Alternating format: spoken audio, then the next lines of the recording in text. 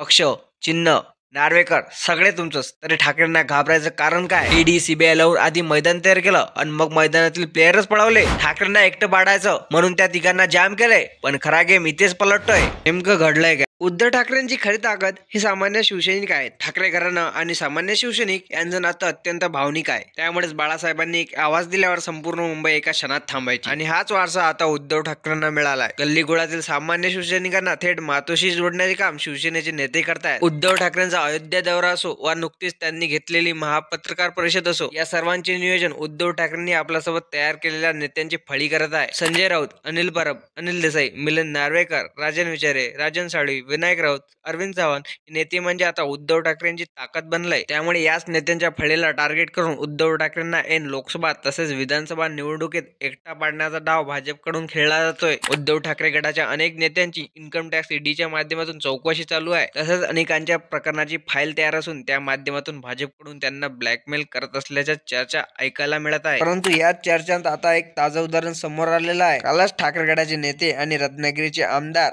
राजन साळवी यांची एसीबी कडून दिवसभर चौकशी झाली आहे. त्यांची अटक टळली असली तरी ते केव्हाही होऊ शकते अशी स्थिती आहे. राजन साळवी यांच्या विरोधात एसीबीने गुन्हा दाखल केला होता. साळवी यांच्या उत्पन्नापेक्षा 118% जास्त अपसंपदा गोळा करण्याचा त्यांच्यावर आरोप आहे. एसीबीच्या याच गुन्ह्यात त्यांच्या पत्नीचं आणि त्यांच्या मुलाचं सुद्धा नाव आहे. रायगडचे एसीबीचे डीवायएसपी शशिकांत पाडवे यांनी याबाबत तक्रार दिली होती. साळवींकडून 3,53,00,000 रुपयांचा अपसंपदा गोळा केल्याचा आरोप एसीबी कडून केला गेला. एसीबी कडून साळवींच्या घराची तसेच कार्यालयाची झाडाझडतीही केली गेली. एवढंच नाही तर त्यांच्या बँकेच्या लॉकरचीही तपासणी केली गेली. त्यांच्या अगोदर आदित्य ठाकरे यांचे अत्यंत निकटवर्तीय मानले जाणारे सूरज चव्हाण यांची ईडी कडून अटक करण्यात आली. कोरोना काळातील कथित खिचडी घोटाळा प्रकरणी सूरज चव्हाण यांना ईडी कडून अटक करण्यात आली. ठाकरे गटाच्या नुकत्याच झालेल्या महापत्रकार परिषद देखील सूरज चव्हाण हे उपस्थित होते. ते आदित्य ठाकरेंचे स्वीय सहाय्यक असून त्यांची सर्व रणनीती सूरज चव्हाणच आखतात. मुंबई सिनेट निवडणूक असो वा विधानसभा निवडणूक, सूरज चव्हाण हे आदित्य ठाकरेंसोबत एका सावलीप्रमाणे असतात. पण ईडीने त्यांना कथित खिचडी घोटाळा प्रकरणी अटक केली. ईडी कडून याआधी सूरज चव्हाणांची कसून चौकशी केली गेली होती. त्यामुळे ही आताची दोन्ही उदाहरण पाहिली तर ठाकरे गटाला कोंडीत पकडण्यासाठी भाजपकडून ठाकरे गटातील किंग मेकर नेत्यांच्या मुसक्या वाढण्यात येत आहे. निवडणुकीच्या तोंडावर ठाकरे गटाच्या नेत्यांना अटक करण्याची शक्यता आहे आणि यामुळेच उद्धव ठाकरेंची मात्र चांगलीच कोंडी होऊ शकते. कारण निवडणुकांना सामोरे जाण्यासाठी पक्षप्रमुखाकडे नेत्यांची फळी असणे अत्यंत आवश्यक आहे. परंतु ऐन निवडणुकीत ठाकरेंकडे नेतेच नसतील तर कार्यकर्त्यांची बांधणी कोण करणार? निवडणुकीची रणनीती, जागा वाटप, मित्र पक्षांसोबत वाटाघाटी कोण करणार? हाही प्रश्न आहे. सूरज चव्हाण, राजन साळवी या नेत्यांशिवाय संजय राऊत, अनिल परब, वैभव नाईक हे नेतेही चौकशीला भक्कमपणे सामोरे जात आहे. यात महत्वाचे मानले जाणारे संजय राऊत यांना पुन्हा कथित पात्राच्या घोटाळ्या प्रकरणी अडकवण्याचा डाव भाजपकडून शिजतोय. त्यामुळे अशा ठाकरेंचा कणा मानला जाणाऱ्या नेत्यांना अटक झालीच तर ठाकरेंसोबत निवडणुकीत लढणार कोण? हा प्रश्न देखील ठाकरेंच्या समोर आहे. कारण याआधी ईडीच्या भीतीमुळे आमदार प्रताप सरनाईक, खासदार भावना गवळी या नेत्यांनी ठाकरेंची साथ सोडली होती. आणि आताही जर उरलेल्या नेत्यांनीही चौकशी तसेच अटकेच्या भीतीपोटी ठाकरेंची साथ सोडली तर ठाकरेंची ऐन निवडणुकीच्या तोंडावर पंचायत होईल हे नक्की आहे. पण एवढं सगळं झालंय मला एक समजत नाही आहे. भाजप असो वा एकनाथ शिंदे यांना पक्ष मिळाला, चिन्ह मिळालाय. नार्वेकरांवरती जी सगळ्यात मोठी जबाबदारी होती त्यांनाही आपल्या बाजूने वळवलंय. ठाकरेंचं सगळ्याच्या सगळं घेतलंय तरी हे ठाकरेंना इतकं घाबरतायत का? कमेंट करा आणि व्हिडिओ आवडला असेल तर व्हिडिओला लाईक करून चॅनलला सबस्क्राईब करा आणि व्हिडिओ शेअर करा.